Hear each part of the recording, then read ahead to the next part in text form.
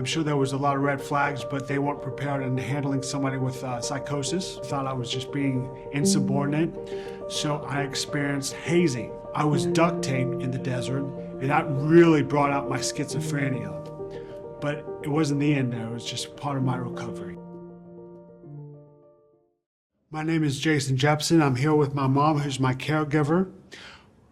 We have our own advocacy, and we try to share our story so people feel less alone, and we're trying to break down the stigma of schizophrenia. I joined the United States Army shortly after 9/11, around 2003, and I went through advanced and basic training at Fort Knox, Kentucky, where I became a 19th Delta Cavalry Scout, which pretty much means I drive tanks. And then I was sent to my first duty station in Fort Orange, California, in the Mojave Desert, in California. Well, I started acting off, and I'm sure there was a lot of red flags, but they weren't prepared in handling somebody with psychosis. I was not a very good soldier just because I was acting on my voices, my delusions, thought broadcasting. I thought the other soldiers could see my thoughts, so I would say random things, and that would they didn't know how to handle it, so they thought I was just being insubordinate. So I experienced hazing. I was duct taped in the desert, and that really brought out my schizophrenia. But it wasn't the end there, it was just part of my recovery. I came home, and for a year there, I actually thought I had special powers.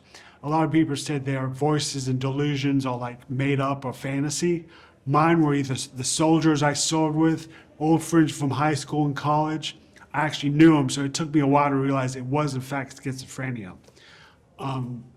I think I was just getting by, and my parents, I was so far out there, were in fear that I was a danger to myself and danger to them, so they actually had to call the police. And it was probably one of the best things that could have happened to me. Then I realized, as I was in handcuffs, and they acted very professionally and respectful to me, and I just realized if this is a problem, this is how I'm going to get help for it. I was in a homeless shelter because my parents still didn't know what their son had become necessarily, but the medication started working in this homeless shelter, and I realized this is one of the most important things with schizophrenia, and that is accepting it. I started accepting it because my medication started working. 2008, I was in a good place in recovery, and I was like, what else can I do now? I've always written. I think I started writing in a journal in 7th grade, so I found Schizophrenia Bulletin. They have first-person accounts, actual lived experience of patients with schizophrenia on their journal. I found that, and I started sending them first-person accounts of my story. And it's been over 40 papers that they've published of mine. My medication works, but I realize it may not help everybody, so it's not a one-size-fits-all, but you just got to be patient with your doctors, patient with the medication. As I get older, I realize it's about the experiences with your loved ones more than the stuff you accumulate.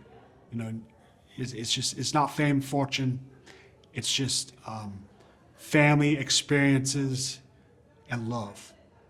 That's the most important thing about life, in my opinion. And this is random, but I think it's important to encourage other people and help people. Those are free. It's free to give and free to receive. It's been about 20 years since my recovery. I really think I'm better now than I ever been. I'm living my best life right now.